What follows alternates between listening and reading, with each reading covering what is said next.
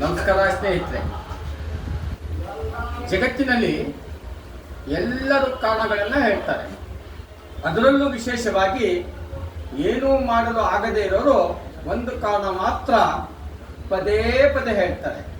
ಅದೇನಪ್ಪ ಅಂತಂದರೆ ಜಗತ್ತು ಬದಲಾಗಿದೆ, ಕಾಲ ಬದಲಾಗಿದೆ, ಈ ಲೋಕವೇ ಬದಲಾಗಿದೆ ಅಂತೇಳಿ. ಸ್ನೇಹಿತರೆ, ಕಾಲ ಎಲ್ಲೂ ಬದಲಾಗಿಲ್ಲ.